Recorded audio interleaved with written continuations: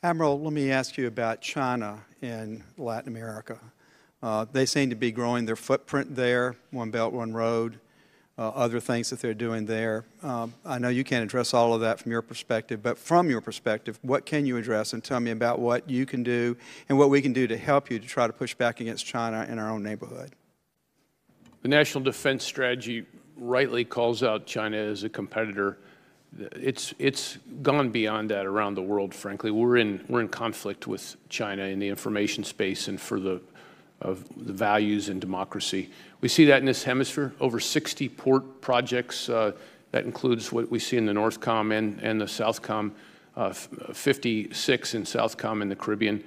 They've locked up big development areas, both sides of the Panama Canal, significant IT infrastructure investments. They have military dimensions to their involvement in space stations in a couple of the nations. Any discussion by China that this is soft power is simply not the truth. In the information space, we see where China state spokesmen are outright just blatantly lying about some of the causality in Venezuela with respect to the electrical infrastructure, which was clearly Maduro's ineptness is the reason why the country doesn't have electrical power, and China blaming it on the U.S. So across the front, democracy, human rights, rule of law, sovereignty, our partners and the values that this neighborhood has are aligned on those dimensions, and I don't know how I know how China's don't align across those dimensions.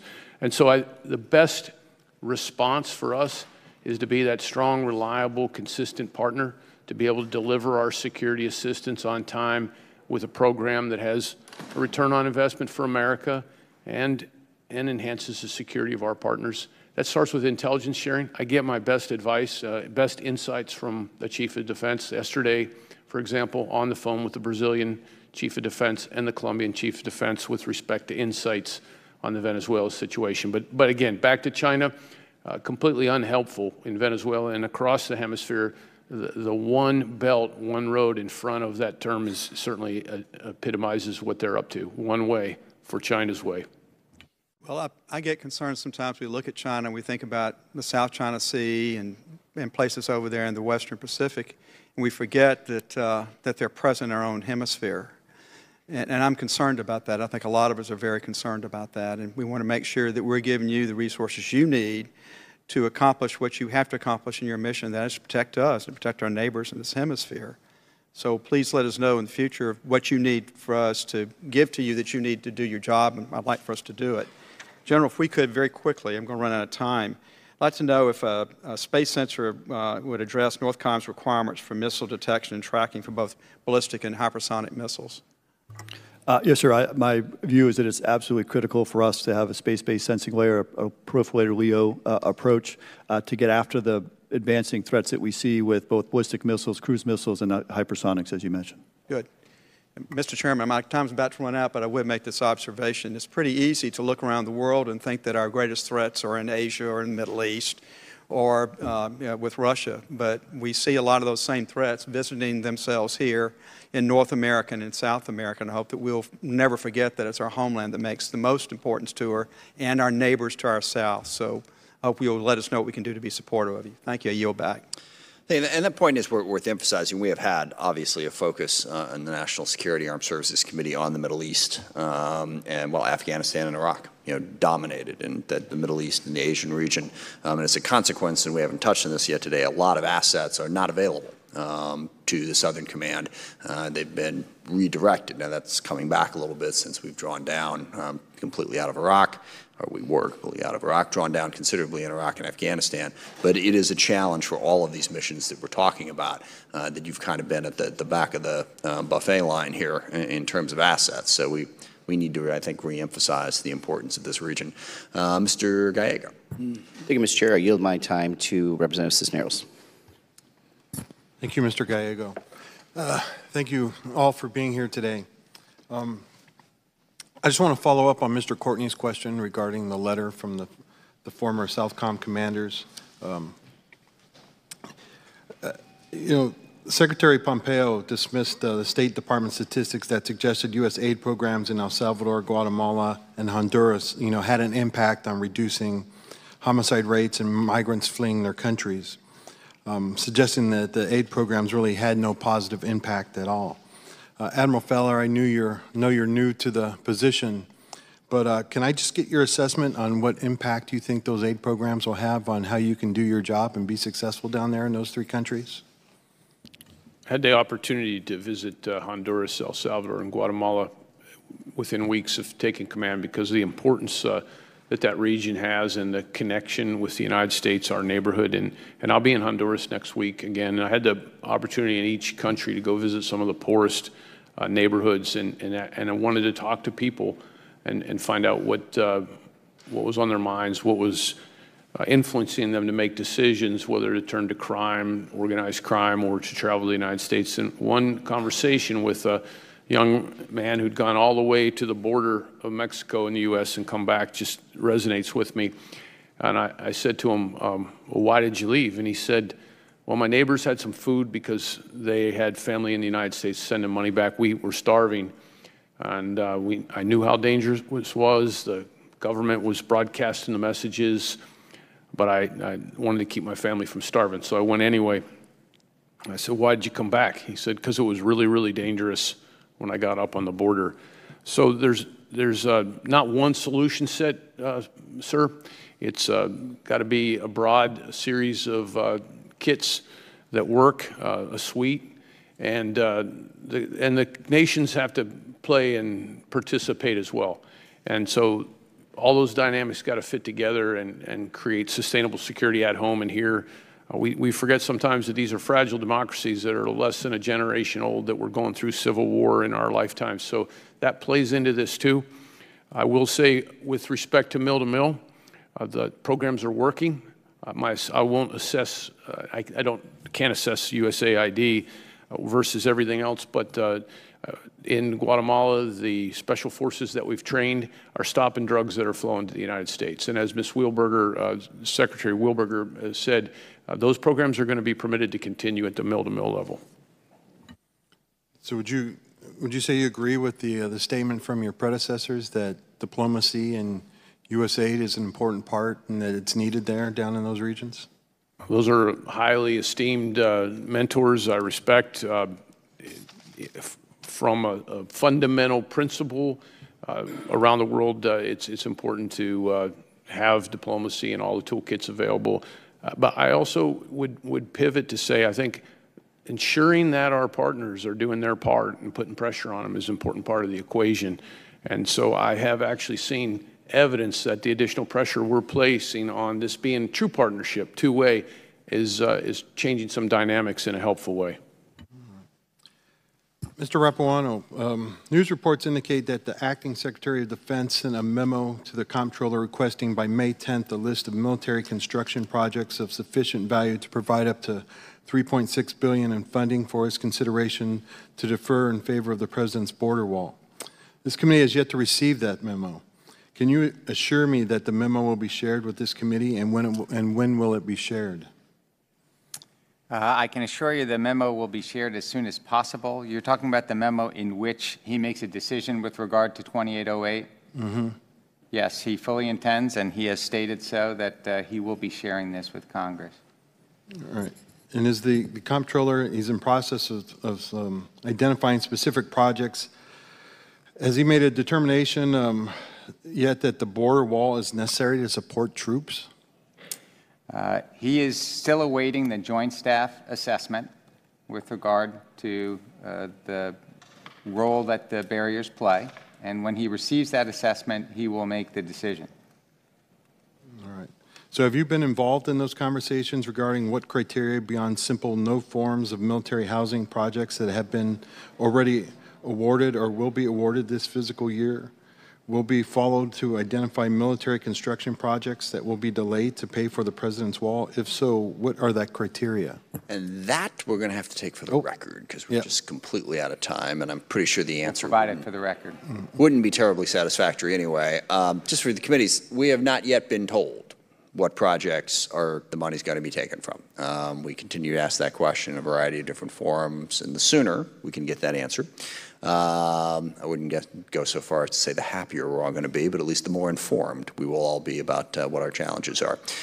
So We are still waiting to find out exactly where that money's going to And go. that decision has not been made by the Secretary yet. Right, apparently. But as soon as it is, we'd like to know what it is. Ms. Stefanik.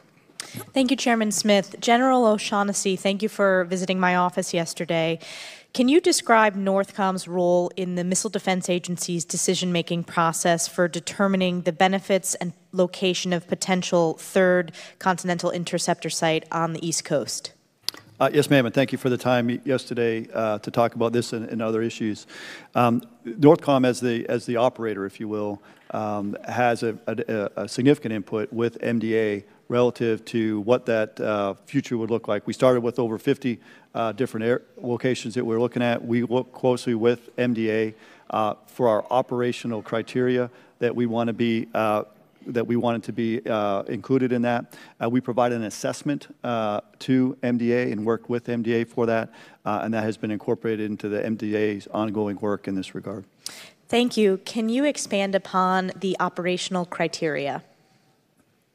Sure, without going into great classified detail, but broadly what we're looking at is, as you know, we have 2 interceptor sites already, one at Fort Greely and one in California at Vandenberg.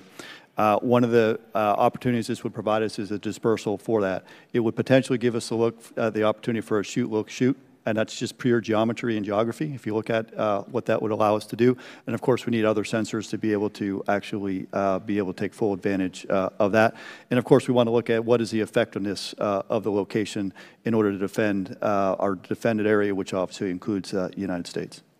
And in terms of your assessment, we're working with the SecDef to get a timeline as to when the preferred site would be announced. So without getting into the specific site, can you expand upon how the recommendation and assessment was given to MDA? And by that I mean, did you rank the 3 sites? Did you look at specific operational capabilities and say what sites meet those capabilities? How did the assessment, how was that formed?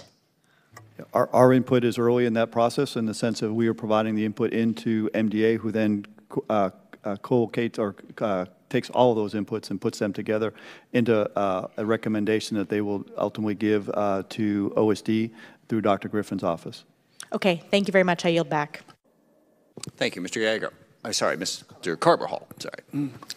Thank you, Mr. Chair, and thank you to all of you for being here today. In California and the Central Coast, we now experience a year-round fire season. It's no longer for a smaller period of time. And throughout California, and again in my district specifically, every time we experience one of these major events, we depend on the Defense Department, to be specific, the California National Guard. We recently were successful in helping them get more equipped with Black Hawk helicopters. But as we rely on the California National Guard, one thing has become evident. In order for us to use some equipment, they have now identified a challenge. Governors have requested the use of unmanned systems for emergency, disasters, search and rescue, and defense support to federal and other civil authorities like the Coast Guard. However, unlike all other assets in the National Guard inventory, there is a restriction on their use, requiring under DoD policy that the Secretary of Defense himself must sign off on each individual use, a far too long of a process that is potentially life-threatening for our communities. Northcom is a part of that domestic use chain, and we understand you have worked with incident commanders in California several times to employ them when approved. General O'Shaughnessy, do you see any reason to continue prohibiting governors' immediate access to unmanned systems to help protect our citizens during emergencies? And 2, how can we help expedite this process to ensure timely response to disasters? Yeah, thank you for highlighting the great work that the Guard is doing in support of those wildfires. In fact, we work closely with Dave Baldwin, your TAG, General Baldwin, and in fact, I've ridden on those very helicopters that you mentioned in looking at some of the fires that were happening in California earlier this year. One of the things I will say is the UASs that you mentioned are a high-demand, low-density asset. They are globally, all of our my sister combatant commanders do not have the ISR that they require. And as such, it's been trying to look at those assets on the global front to see where is it needed. And it's not just the asset themselves, but it's also the work that has to be done on the back end. We call it the PED. You have to process the information that comes from that UAS. And so that is why we keep that at a very high level. What I will say is I pledge to continue to work with Dave Baldwin. In fact, last year there was an occurrence during a fire season when he called me directly to ask for assistance to get the clearance from the Secretary of Defense, and within hours of his call, we actually got the Secretary of Defense's approval to use that asset. And so I think the processes are in place. We can continue to expedite it, and I commit to work closely with the Guard. But I am not opposed to the system as it sits today, and the OSD and the Secretary of Defense office has been responsive to the requests that we have made in the past. Well, that sounds great, but as long as it works as we think it does, can we put in some kind of performance that when that communication comes from various jurisdictions, there's some kind of response period so that we know within what time period we can get some kind of an answer that will take place? Because when these incidences are happening, every minute, every hour is essential and critical. And if it's going to take days, well, you might as well not have this in place, not even have that asset available. Is there any way we can look at the system, the chain of command and communication, to make sure that there's a timely decision-making point so that communities could get the help that they deserve and need? Yes, we can't commit to what the answer would be at the end of that, but I do believe it would be prudent for us to put a timeline to make sure that we are held accountable for getting a decision, whether the decision are yes or no, yes it is available, no it's not available, yes it can be used, no it won't. But so I work with both you, I work with General Baldwin, and work with OSD to determine what that timeline ought to look like. Great. I would appreciate your office following up with mine. Thank you very much. I would just quickly add that to my knowledge, when those requests are delayed, it is because there is a multiple demand signal for the high demand, low density asset. When the system is available, the decisions are made very quickly. Well, it would be great to look at the past 20 times that's been requested to see how efficient the system is working and where we need to make improvements. So thank you very much. Mr. Gallagher. Thank you, Mr. Chairman. Admiral Fowler, I want to commend your very strong statement on the brutal Maduro regime at the start of this hearing and the way in which Cuba and Russia have violated Venezuelan sovereignty. In simple terms, what tools do you have in the kit to prevent enhanced Russian meddling or even Chinese meddling or Cuban meddling in Venezuela as we try and shape a positive outcome? Clearly, the reason this crisis has gone so long is responsibility squarely rests, as you pointed out, Congressman, on Cuba, Russia, and to some extent China. China has an opportunity, I think, in the international community to step up and help with this, and they haven't.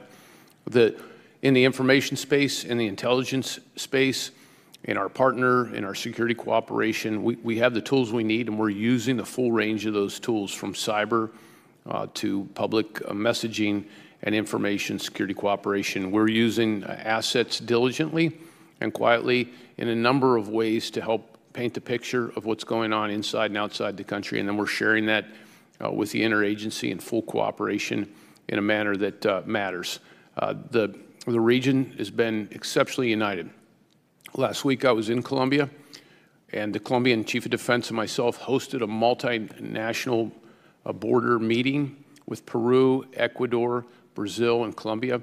We discussed the range of challenges that affect the region. Central to all of those was Venezuela, and to the extent to which Venezuela complicates and magnifies every single problem that affects the region, and the extent to how these external state actors are meddling in a way that's unhelpful to democracy. So those discussions lead to coordinated calls for action, and we're all united, and we're all standing firmly behind diplomacy and the need for this democratic process to work, and it will. President Trump suggested a complete embargo of Cuba if Cuban troops don't cease their activities in support of Maduro. If you were to get such an order, do you have the assets necessary to effectuate such an embargo? Again, back to Cuba's centrality in all things bad in this hemisphere, including how they're just simply completely protecting Maduro, all the inner circle, Praetorian Guard around Maduro, the intelligence service all infiltrated. And so the putting pressure on Cuba is a good thing, maximum pressure, a good thing. We're aware of the embargo, those orders, and we're carefully looking at plans and what it would take to do that. And I'm not prepared to discuss in an open setting what it would take. Fair enough. Fair enough. Looking more broadly to Chinese investment in the Southcom AOR, how should Congress think about or be concerned with Chinese investment in and around the Panama Canal?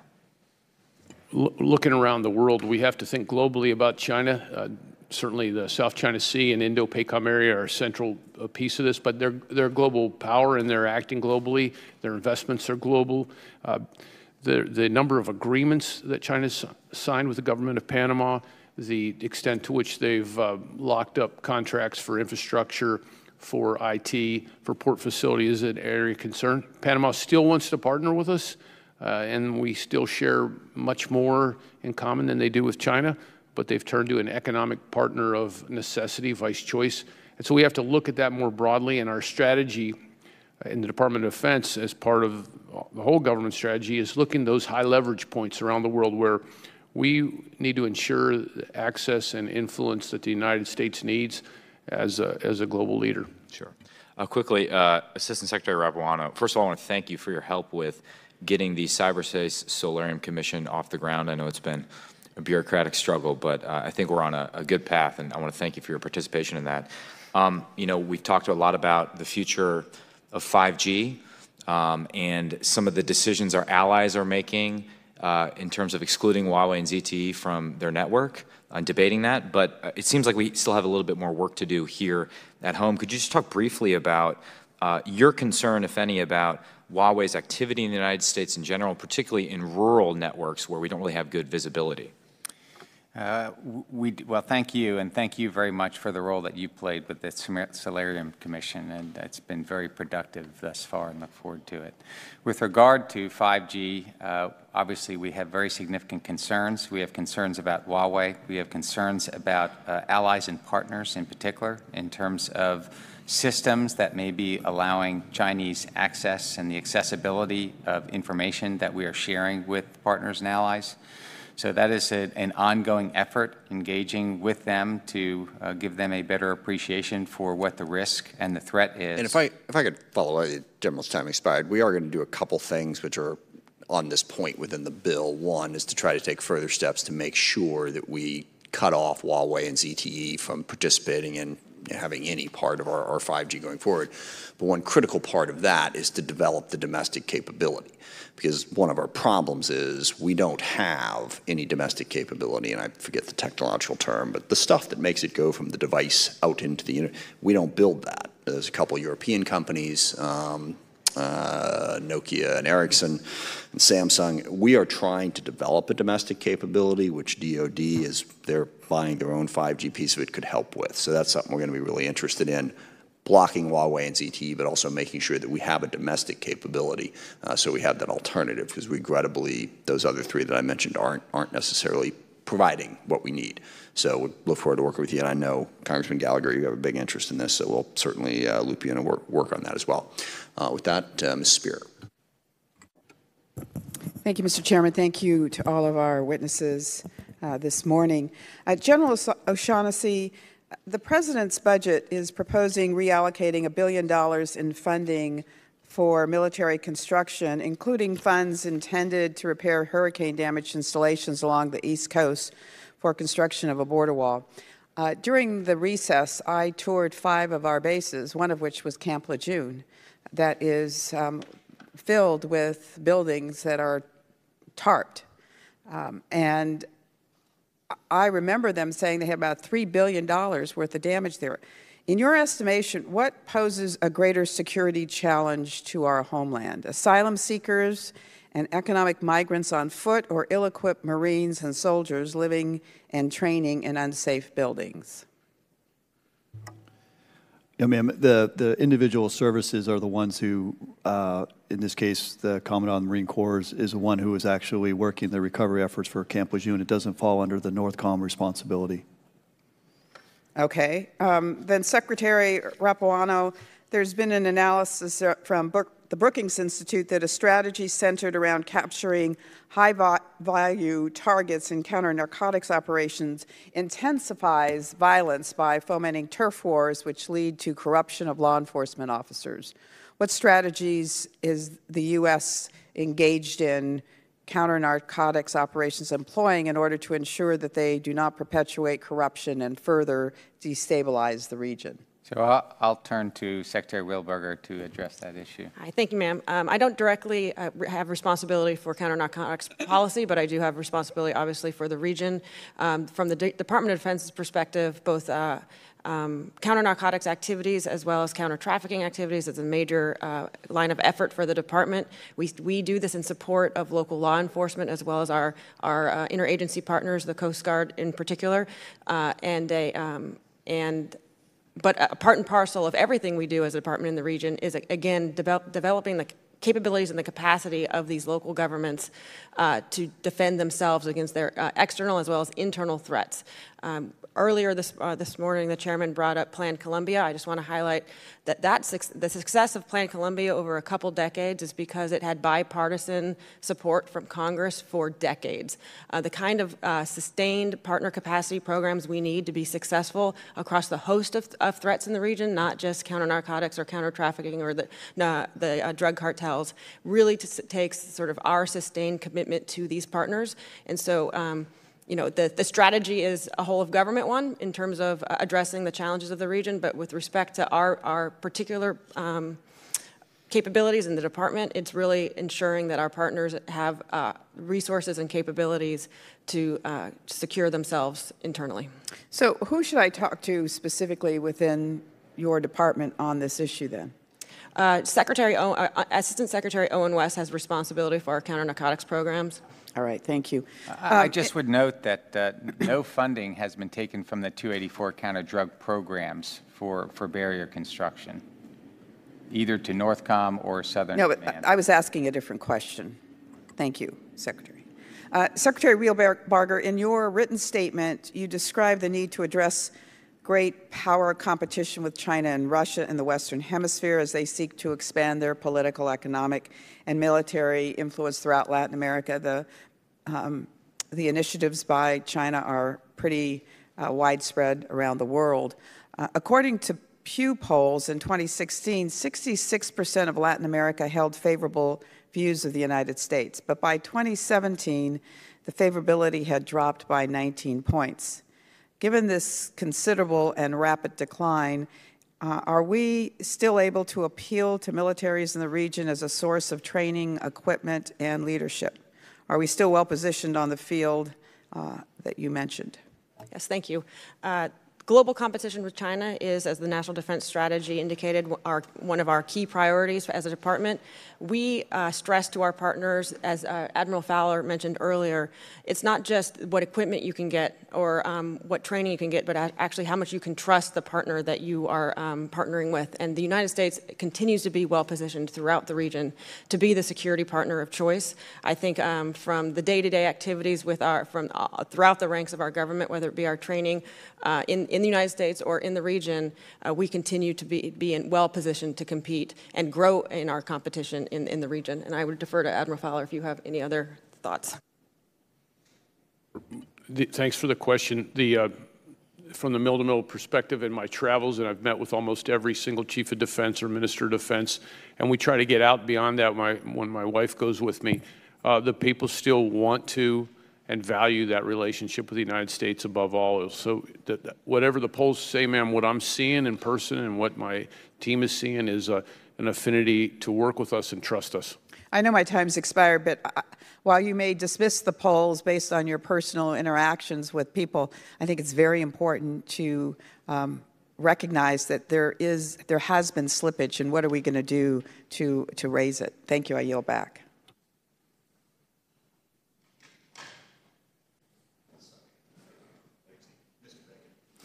Thank you, Mr. Chairman, and thanks to all of you for being here today, and it's good to see General O'Shaughnessy again. Used to serve with him a few years ago. My first question is to Admiral Fowler. You know, Venezuela used to be the richest, wealthiest country in South America and in the region. Both the dictatorship and the socialist policies have broke it. Can you just give us your feedback on just how bad it is for the average Venezuelan? Shortly after I assumed command, I had the opportunity to go out on the United States naval ship Comfort, which we had deployed to the region to provide comfort, medical support, life-saving stability to the entire region that was impacted by this crisis. And I got to see some small children, 8-year-old, 9-year-old kids. The average Venezuelan's lost 20 pounds in the last year. These kids were emaciated. This is the first time they'd received any medical treatment in their lives. I don't think they knew who I was or what I was about. Their mother certainly did. And the look in her eye and the conditions that she represented impacts the entire region. Over 3 million people have been migrated out of Venezuela. It's on track to be worse than the Syria migration crisis by the end of this year. And that is affecting all aspects of life. 90% of the people are malnutritioned and starving. Most of the country's without power. We see that daily. And it's a dictatorship and brutal in all ways. The governance has devastated its own people, is what I'm hearing. Yes, sir. On a different tact, it seems to me that Colombia and Chile has been sort of the pillars of our engagement in South America, or at least our closest relationships. Do I have that characterized right? Colombia is an example when we have a long view. We stick to a plan over 20 years, as Secretary Wheelbarger stated, with people committed to their own democracy, their own security, where we can have impacts. Colombia this year is on track to train over 1,000 security personnel in Central America. Those security personnel are going to contribute to the security of their countries, Honduras, Guatemala, El Salvador, and beyond, and the United States. They're a capable and willing partner.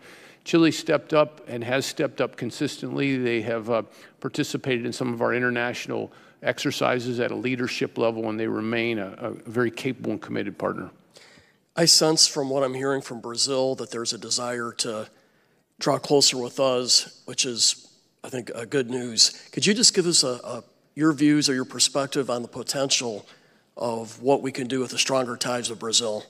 Brazil's a resource-rich country that has the same values of us, the second largest democracy in the hemisphere. They are all in. We've been down to Brazil. They've been to see us. We're integrating our staffs. We're sharing information. They're looking for ways to strengthen intelligence sharing, exercises, education.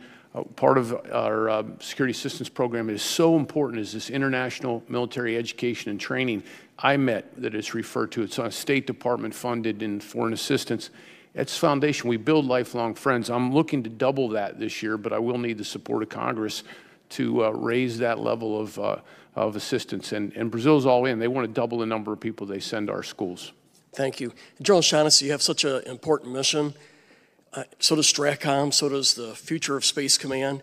And it seems like there's some overlapping potential there or mission areas. How do you deconflict? And what are some of the challenges there? Thank you. Yeah, I think it may be looked at as a challenge, but it's also an opportunity. And we're clearly, as STRATCOM has morphed over several years, if you look at Cyber Command coming out, now look at Space Command, and that has given us an opportunity to really look at all of the mission sets and try to determine what's the best organizational construct there. What I will say and report, without a doubt, it is a collaborative perspective that we're taking.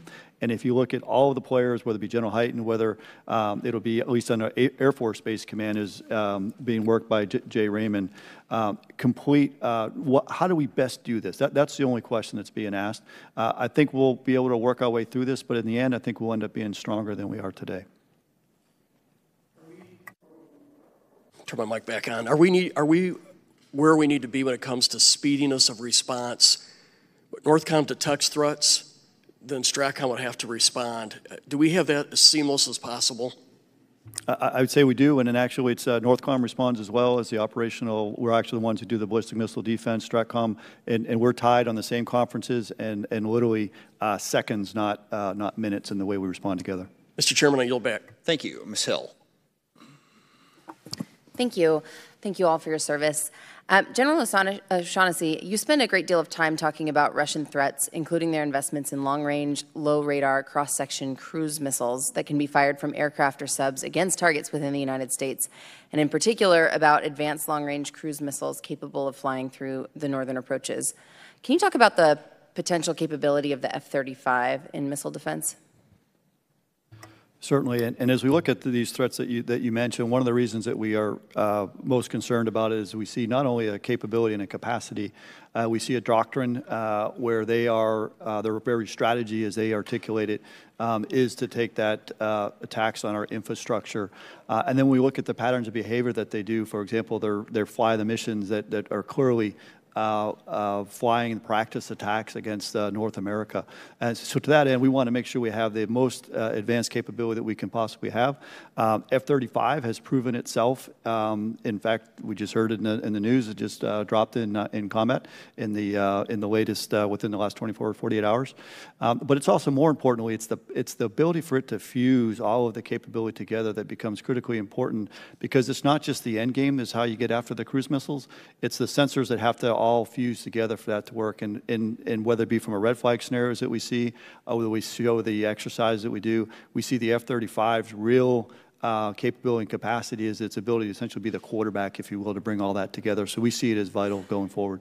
So you need them. We need them, and as many as we can procure. Great. Okay, and then along the same lines, what's your biggest challenge when dealing with Russian military aircraft in the U.S. and Canadian air defense identification zones? Our biggest challenge we have right now is domain awareness. Many of our systems were designed in the Cold War era, and as the Russians have advanced their capability, we need to stay ahead of that and advance our capability and be able to understand what is happening in the Arctic, as an example, where we are currently challenged and need to advance our capabilities. So I think you mentioned there's been an increase in these interactions in the last few years. Is that correct? It's increased in the number, but really they've been up and down as they've gone through a modernization with their bombers. But more importantly, it's the complexity of the events that we're seeing. Very complex, very much more integrated with multiple platforms that has us concerned. Thank you. Are there resources that you need that you're not currently receiving to execute this part of the Homeland Defense strategy? As always, much like my partner here in Southcom, we're always looking to make sure that we have the adequate resources to defend our nation. We do, but I will say that going forward, as this becomes more and more advanced weaponry, we want to make sure that we maintain the ability to stay ahead of those threats is probably our most pressing concern. So as we move to an all fifth-generation fleet, is it fair to say that F-35 would be used for these missions as well? Yes. Okay. Admiral Fowler, in your statement, you mentioned a Russian spy ship with the capability to map undersea cables. Are you able to tell us in this setting what's being done to harden and protect the fiber optic systems that connect our world? I can speak broadly about Russia in the region. The specifics would not be able to go into in this setting. But around the world, Russia is advancing their interests in ways that are harmful. And we see this around the world, and we see it in Latin America and the Caribbean as well. So I guess that kind of leads to a simple summary from you all. Would you say, just in terms of North and South America, who is our most dangerous and imminent threat? I would say in the long term, it's China, without a doubt, as a nation. I think as we look at the threat that China presents us. But in the short term, we have significant concerns about the Russian capability and their patterns of behavior and what they've shown to be an intent. China, without a doubt, and our best defense is to ensure that our defense remains strong, that our people are ready, that we invest in it appropriately, and that we don't overlook the home game here in this hemisphere, with security cooperation being key. It's a small dollar value with a high return on investment. And Ms. Wheelbarger, would you agree? And Mr. Rapuano? Yeah, absolutely. I sometimes describe it as, I think, China is our chronic threat, and in some ways Russia is our acute threat right now, given their misbehavior around the world, but we have to make sure we address them equally, as well as ensure stability around the world so we don't get distracted as we maintain that long-term focus. I also strongly agree, and just on the partnerships and alliances, they're tremendous force multipliers for us, and the United States is unique in our history and ability to leverage those partnerships. Thank you all. Yield back. Thank you. Mr. Gates. Thank you, Mr. Chairman.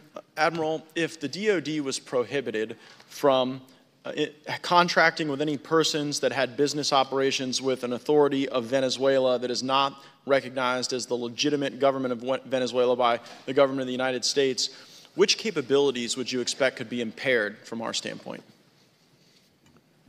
More broadly, I think anything we can do to impact and pressure Venezuela and continue this necessary transition democracy, we should be doing, and I know we're looking at that across the full range.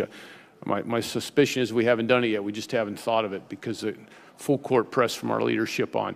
To the specifics of your question, I'm not aware or understanding of any impacts on those, but we'd have to look at them case by case. Well, thank you for that response, and if you could take that for the record and provide responses, because I believe my colleague Mr. Waltz and I are going to introduce an amendment to the NDAA to assist you in achieving that pressure, but in doing so, we don't want to have the inadvertent effect of hamstringing DOD. I don't expect that it would do that. Your clarification that you can't think of a circumstance where it would is similarly helpful.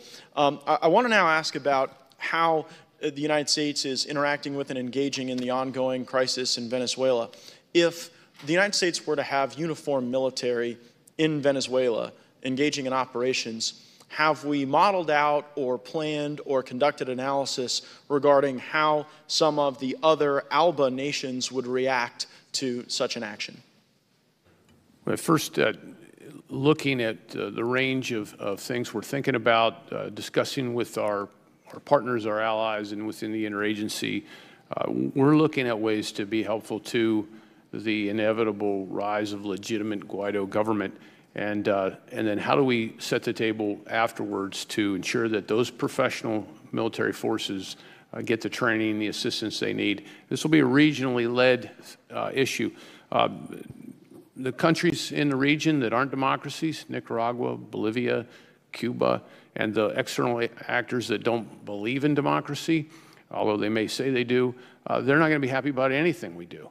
I mean, Russian news agencies had repeated reports of me. Other than unhappiness, which I appreciate and understand, are there other activities that we've had to analyze or plan for?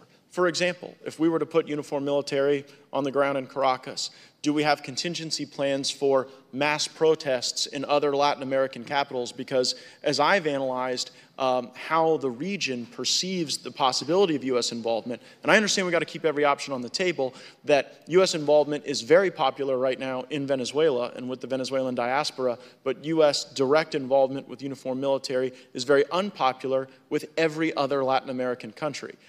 If you're aware of information that is different or more up to date, I'd love to hear it. But I just wonder whether or not our military, and I know we're involved in a lot of train and equip missions with these other partner nations, if we're planning for the potential of the Venezuelan crisis erupting into a broader regional crisis, if the arrival of American troops on the ground gives Maduro the ability to externalize his conflict, to scapegoat his own failures, and then to deny the organic efforts of the Venezuelan people to fight for a brighter future. I wouldn't want to speculate on anything that Maduro's thinking. I'm not sure he does. But the details of the different course of action, things we're looking at, I would take in a closed session. Broadly, we're looking at, as I've said, the leadership's been clear.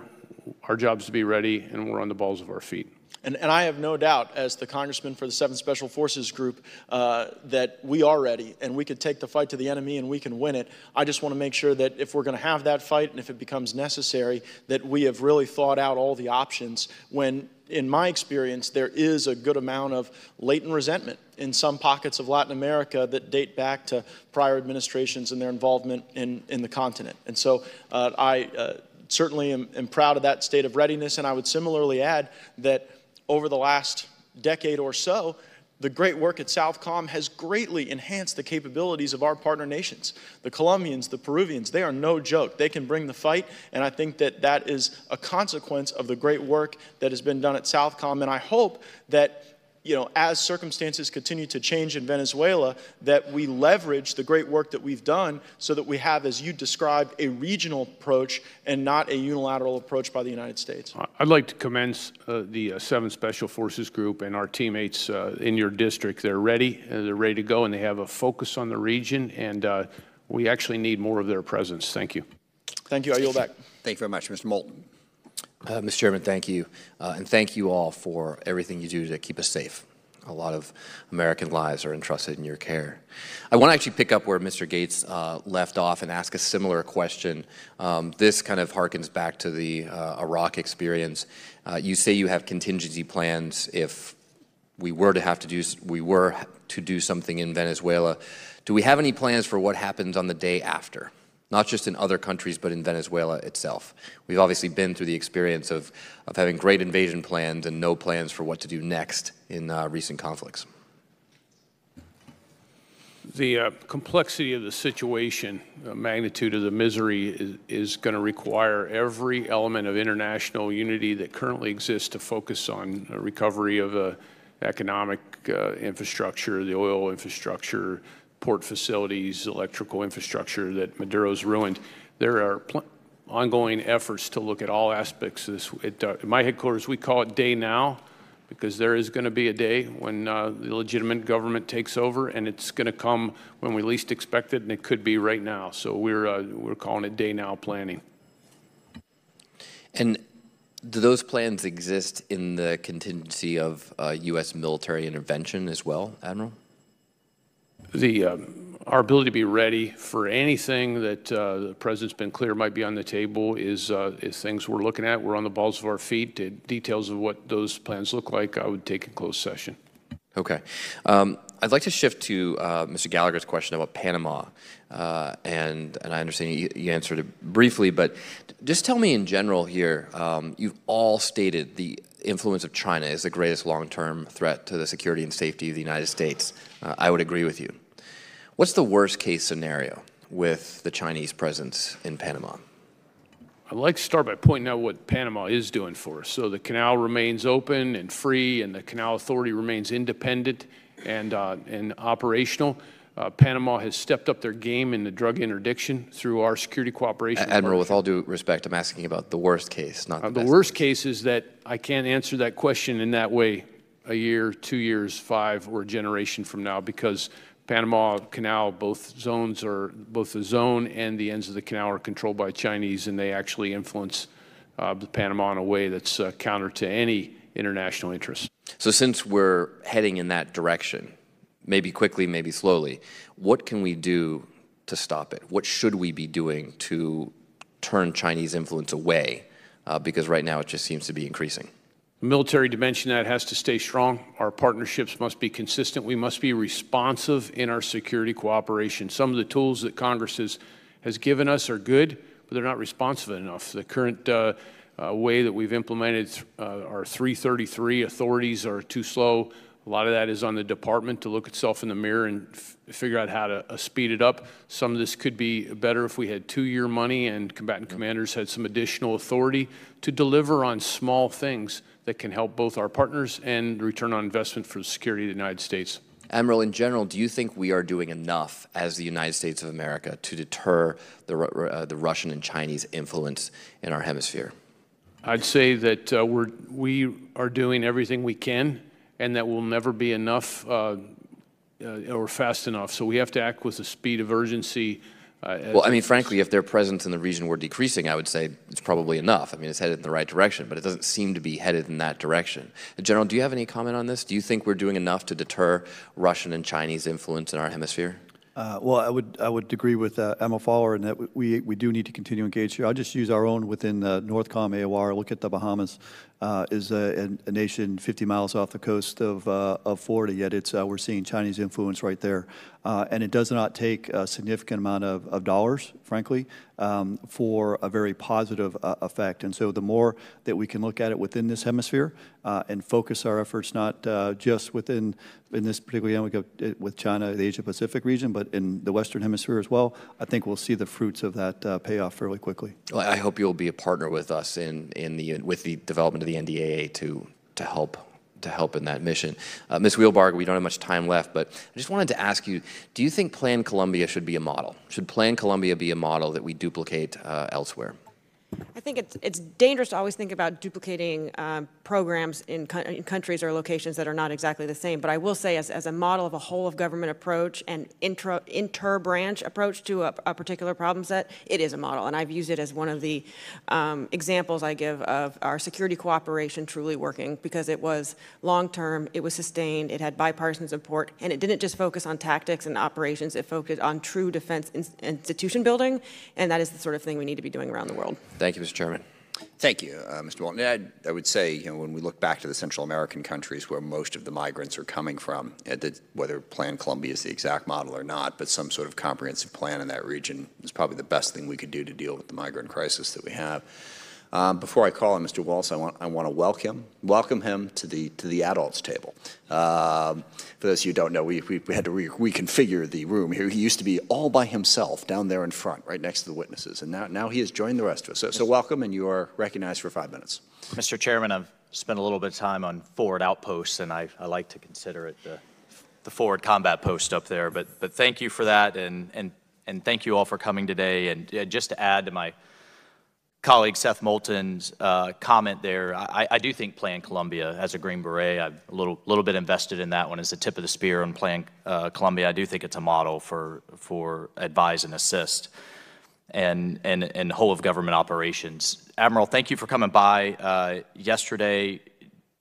As a number of my colleagues have stated, I think I had a back and forth with my good friend Tucker Carlson of Fox News on why should the American people care, really, of what's going on down in Venezuela. And I reminded him that the migration problem, the refugee problem from Venezuela is approaching the levels that we saw in Syria, and that we're approaching 3 to 5 million refugees by the end of 2019, destabilizing the area.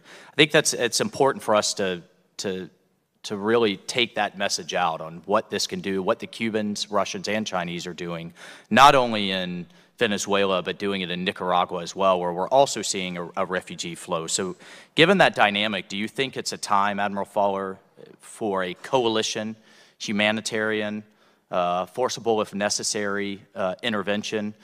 Do you think from a logistics and military standpoint that the Colombians, the Brazilians, possibly the French and Dutch are ready with U.S. leadership to have that intervention? And do you think it would do more harm than good? I mean, do you think it would do more good than harm? I'd start with the level above that, Congressman, where it's time for a plan for the hemisphere. We talked about Plan Colombia. We need a plan for this hemisphere, and an initiative that recognizes the importance of this hemisphere with all the various security dimensions that have been discussed today, including the impact that this Venezuela crisis particularly has on all of us, this mass migration, to the point of the partner unity. Extremely important that the partners are unified, partners and the allies, the Dutch, the French, the UK, the Canadians, to the extent that the diplomatic solution needs that kind of bulk that militaries can bring to humanitarian intervention. I know in the U.S. we're prepared to support.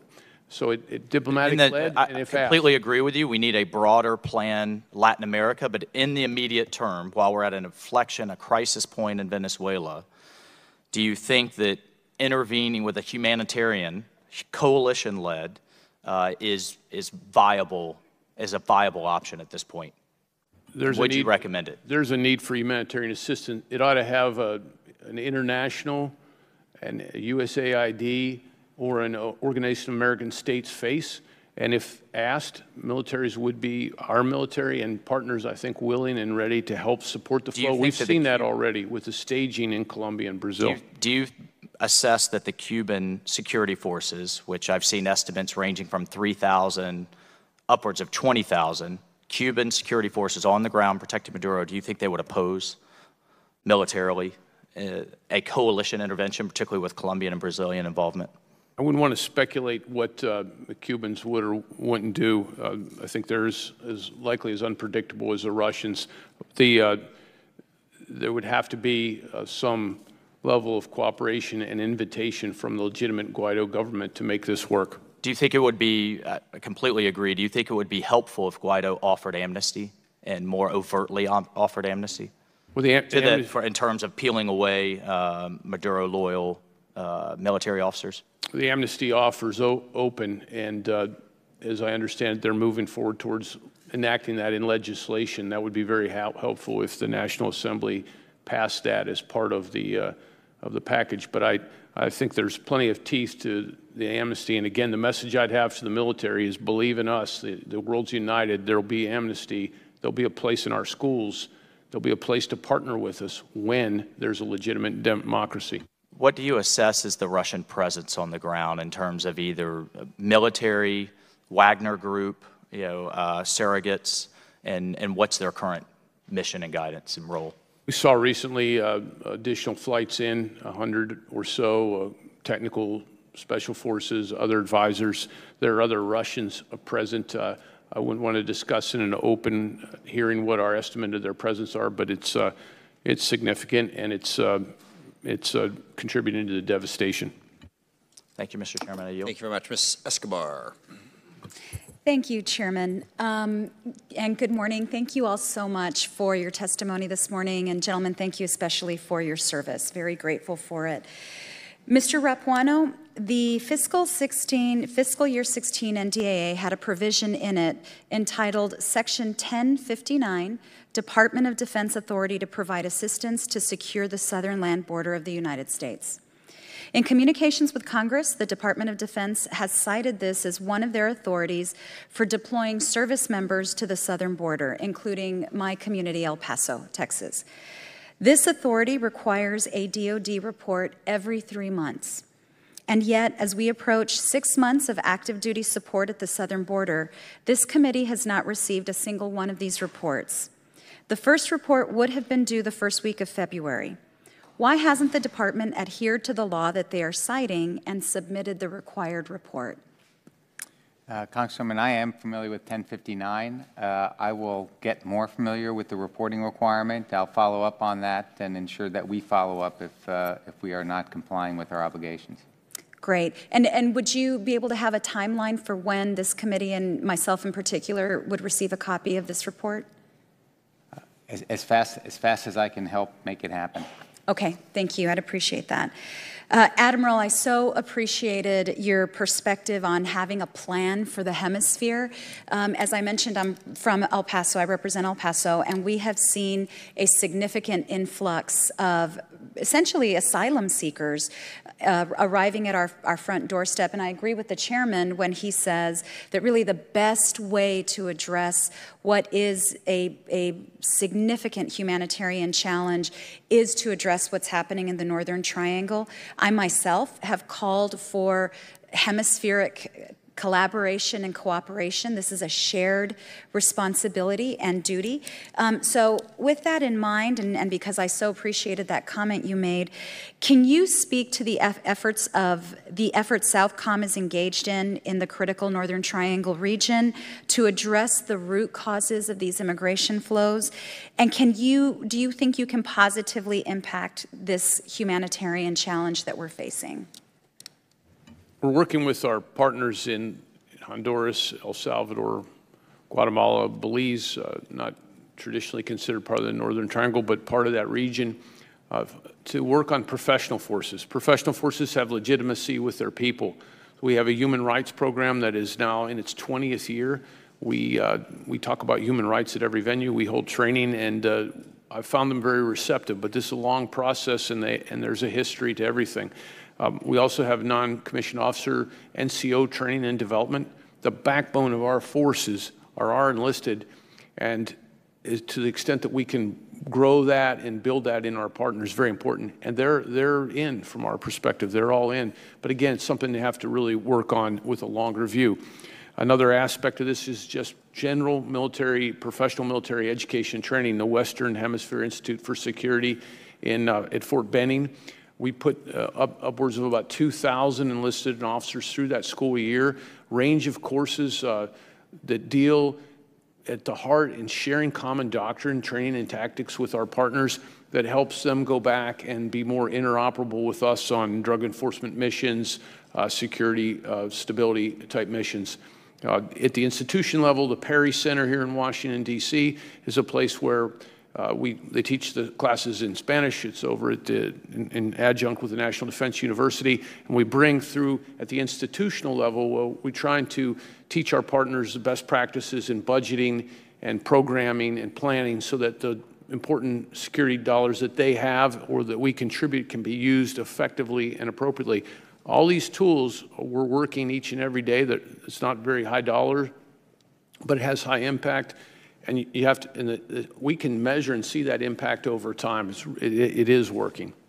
And so, Admiral, I take it that you believe that the aid that we provide to the Northern Triangle is crucial to that success.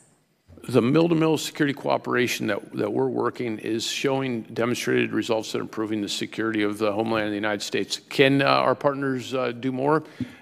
They can. I've spoken to all their chiefs of defense in recent weeks and their ministers. They're committed to do more, and next week we'll host a security conference to ask them to do more, and we'll work towards that goal. Thank you. Chairman, I yield back my time. Thank you very much. Mr. Brooks. Thank you, Mr. Chairman. Doing a little bit of research, Nicolas Maduro is quite clearly a socialist, but he was elected to the National Assembly as far back as the year 2000, and then was elected again with Chavez in 2012, 2013, this time as vice president. And finally, in 2013, was elected president with 50.6% of the vote, more or less. Of course, there's always a debate about legitimacy of elections that we're familiar with. When we look at Juan Guaido, he helped found the Social Democratic Popular Will Party. The research suggests that that is also a socialist organization. Certainly it's a supporter of the Socialist International entity. He was elected in 2015 to the National Assembly with 26% of the vote. And the National Assembly later promoted him to the status that he has now. Given that it appears that the fight is between two different sets of socialists, both of whom, at least in the original day in which they got into politics, were elected, is there anything that suggests to you, and feel free any of you that wish to answer, is there anything that suggests to any of you that Guaido, if he does assume power in Venezuela, will not also turn out to be a dictator, much like Maduro ended up being? I'll go ahead and take that. I think the important thing to recognize, too, in the recent history of when you talk about these are both elected officials, is the clear indications of illegitimacy of the last election, and the international community recognizing that there weren't just questions about the election, but that it was pretty clear that Maduro secured himself a continued position. And what's unique now in this particular time versus previous periods of protest within Venezuela, where Maduro clearly didn't have the support of his people, is now we do actually have a recognized alternative opposition that can replace him. And so, whereas in the future, you don't ever know what in the future can bring, what we do know is right now we are living under a regional disaster caused by one man's desire to continue to rule that population illegitimately. And as Admiral Fowler has described in great detail, the level of harm he has brought to his own citizenry is not something that we could sit back and just ignore. And so the fact that we do have an opposition leader who's now we recognize as the legitimate interim president, that the international community and the people in Venezuela can rally behind, is a significant difference from the past few years. Well, we know that Maduro has become a dictator, but we also know that it's his economic policies founded in socialism that have wreaked havoc with that economy, as socialism has done with so many economies around the world at various periods of time. Do you know anything about Guaido that would suggest that he ultimately would not become dictatorial too, which is the essence of socialism, where the government is dictating to the populace what they can and cannot do in an economic ballpark? Anything about Guaido that would suggest that he ultimately would not follow that same dictatorial path? I don't think we should assume that he would follow a dictator path. So I think the evidence that we have of the hope in him is the communications and the relationship we already have between him, his people, and most directly our Department of State. All right. And again, this is a different question. Any of y'all want to chime in, please do so. There have been different suggestions that China, Russia, and Cuba have been involved economically, perhaps even militarily, in trying to prop up the Maduro regime. Is there some way that y'all can try to quantify how much each of these three nations are propping up Maduro? I'll take that. The estimates of Cuban military strength range between 2,000 and 20,000. Those are accurate. All the guards that surround Maduro are all Cuban. That's a pretty big gap, 2,000 to 20,000. Big gap. All right. So, I'm sorry, keep going. The Russian strength is significant. Recently saw 100 personnel fly in, special forces. They're involved in cyber. They're involved in air defense. They're involved in technical training aspect. They recently commissioned a helicopter maintenance facility. Most of the gear, the kit that the Venezuelan military uses, a lot of it is Russian. And China's in there a way that goes far beyond soft power, as I mentioned in my opening statement, in the information space as well. Thank you, Mr. Chairman. I see my time has expired. Thank you, Mr. Brooks. Ms. Lauria. So, Admiral Fowler, on Sunday of this week, you relieved Admiral Ring as the commander of the Joint Task Force overseeing the prison at Guantanamo Bay. This happened a day after the New York Times published a story where he was critical of the long-term plans for the prison. Was his firing a result of this criticism? The firing, the relief for cause of Admiral Ring was in no way related to any media reporting. Okay. It was a result of loss of confidence in an investigation that had completed long before any of Did anyone outside of Southern Command direct or encourage you to fire Admiral Ring? No, that decision was mine. Okay, so for the record, you're saying his firing was unrelated to anything reported in the New York Times? Correct. Switching subjects, what percentage of your 2019 request for forces specifically for surface combatants was met? We received no Navy ships in our 2019 request. After the request, we did receive some fills for exercises, and the Navy came through with littoral combat ship. So to move on the impact of that, you previously said today that only 6% of the drug shipments that are known are actually interdicted, and I can only assume that this low level is a direct result of the fact that you don't have any specifically Navy assets to help intercept those. And in your comments, you also said all elements of the U.S. government are laser focused on this problem of, stopping drugs flowing into our country. But would you agree that we are not allocating an appropriate amount of naval assets to work in conjunction with the U.S. Coast Guard, potentially leadettes on Navy platforms in order to help this problem?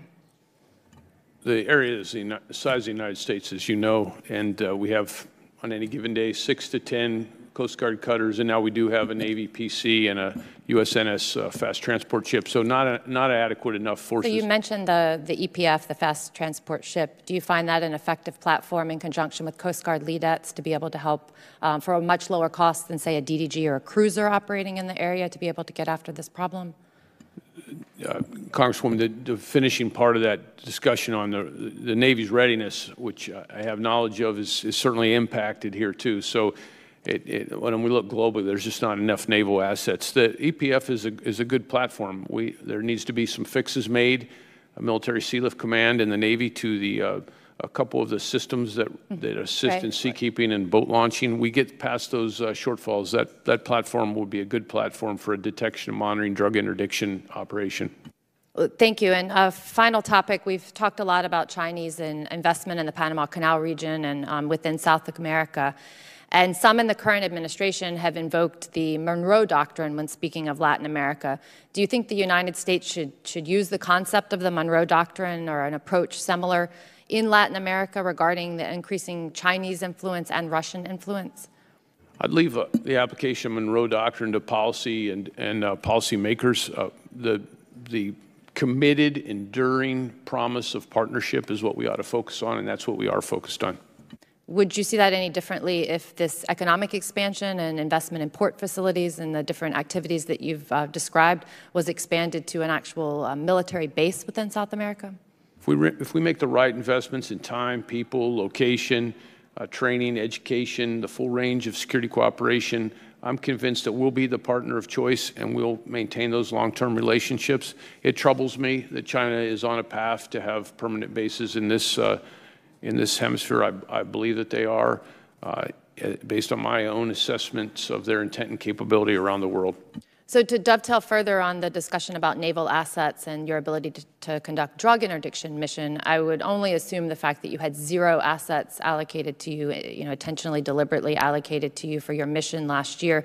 The same thing would apply that you don't feel like you have sufficient naval assets to show presence in the region or to do theater security cooperation with our allies as far as naval assets is concerned. Congresswoman, the two go hand in hand. We've created a concept with our 4th Fleet to build a combined maritime task force with U.S. naval leadership and naval assets. We believe that'll bring more out of our partners as we work and train together, both for the drug mission and across all the range of missions that we have in this hemisphere. But just to clarify, it's a little bit hard to do that if you don't actually have any ships assigned to the 4th Fleet. You absolutely can't win a football game without players on the field. Thank you. Thank you very much. That concludes our hearing. I thank you for your testimony and all the members for their questions, and we are adjourned.